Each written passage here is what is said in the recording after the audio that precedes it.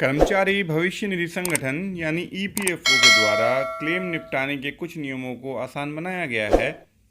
EPFO के द्वारा जारी किए गए सर्कुलर के अनुसार ईपीएफओ सदस्यों को अब सर्टिफाइड बैंक पासबुक या चेक लीफ की इमेज देने की ज़रूरत नहीं होगी। ज्ञात रहे कि अभी तक ईपीएफओ से क्लेम लेने के लिए चेकबुक की फ़ोटो देना ज़रूरी था, लेकिन अब इसकी ज़रूरत नहीं होगी। इसकी जगह क्लेम को वेरीफाई करने के लिए अब दूसरे तरीकों को अपनाया जाएगा। जैसे कि बैंक को अगर केवाईसी वेरिफिकेशन की जानकारी चाहिए तो वो सीधे अपने बैंक या national payment corporation of India यानी एनपीसीआई से चेक करेगा।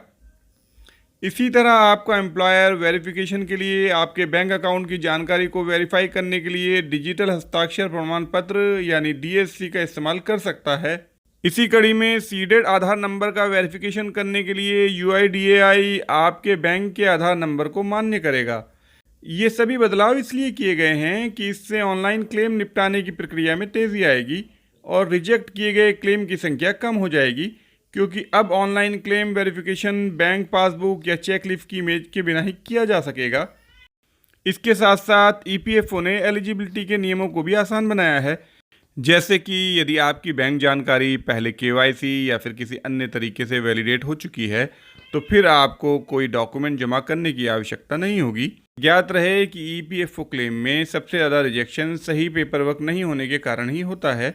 ईपीएफओ अमाउंट क्लेम करने के लिए आपका एक रजिस्टर्ड मेंबर होना और आपके पास एक वैलिड यूनिवर्सल अकाउंट नंबर यानी यूएएन होना ज़रूरी है।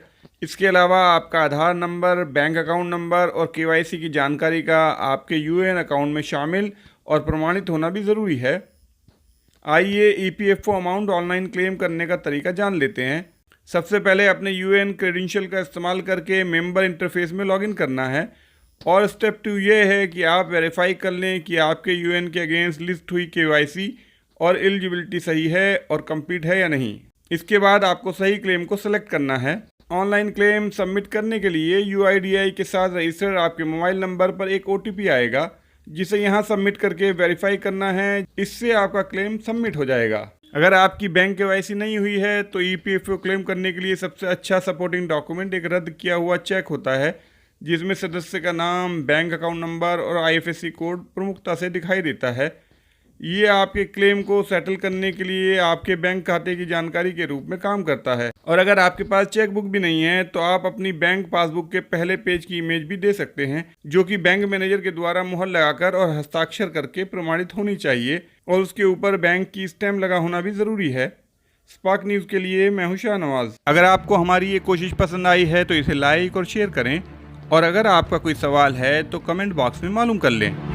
अगर आपने हमारे चैनल स्पार्क न्यूज़ को सब्सक्राइब नहीं किया है तो अभी कर लें और साथ में बने बेल आइकन को भी दबा दें, जिससे कि हमारी सभी वीडियोस आपको तुरंत मिलती रहें।